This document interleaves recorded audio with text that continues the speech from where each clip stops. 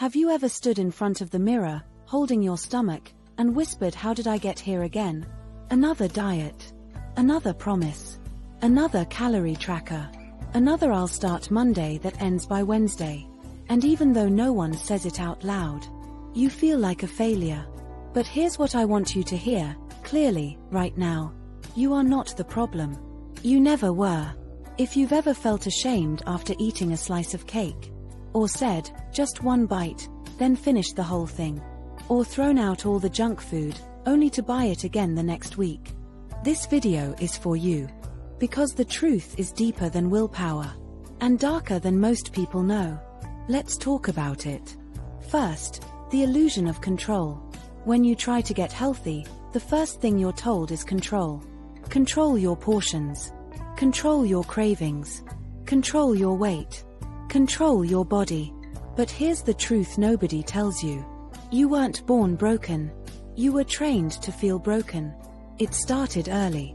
The guilt for finishing your plate. The praise for skipping dessert. The silent approval for a skipped meal, masked as discipline. Diets sell control. But they profit from your relapse. Because if they actually worked long-term, the $70 billion diet industry wouldn't exist. Next, the shame loop. Let's paint the cycle. You start a diet. You feel hopeful.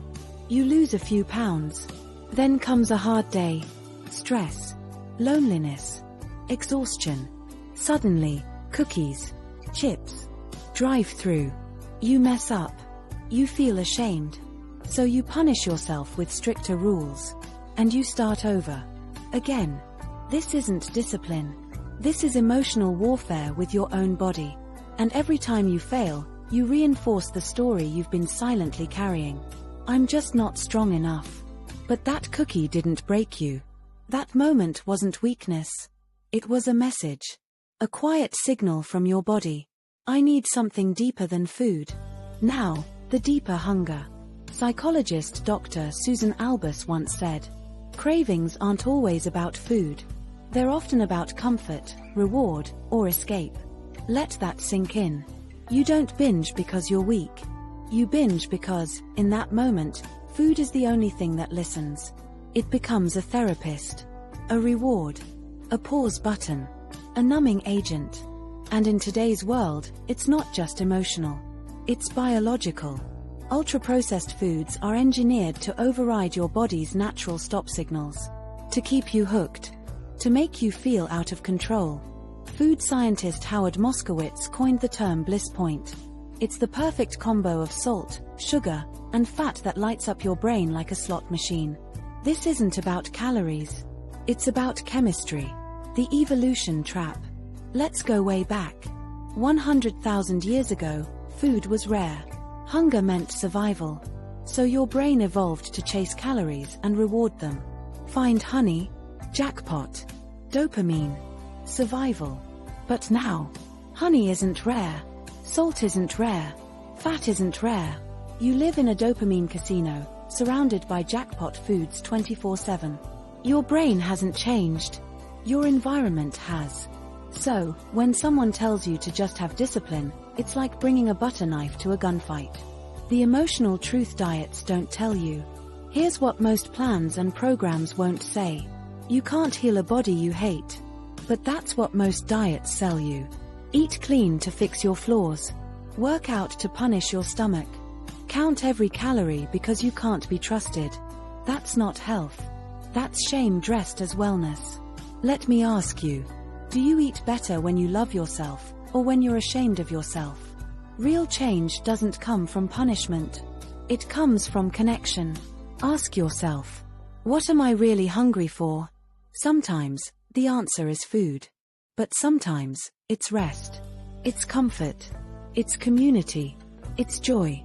And sometimes, it's a damn brownie. And that's okay. You didn't fail the diet. The diet failed you. Because it wasn't built for humans. It was built for compliance. So what does work? Not another cleanse. Not another app. Not another before and after photo. What works is pattern, not perfection. Compassion over control.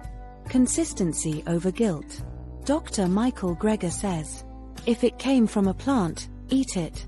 If it was made in a plant, don't. Simple. Not extreme. Not punishing.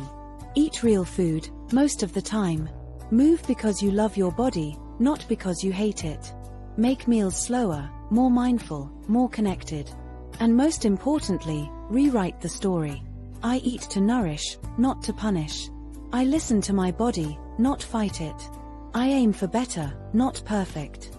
The final shift that changes everything. Here's the truth. The change doesn't start in your kitchen. It starts in your mind. In the identity you hold. In the story you tell yourself. If your why is shame, the change will always crumble. If your why is love, the change will stick, because it's rooted. You don't need more willpower. You need more meaning.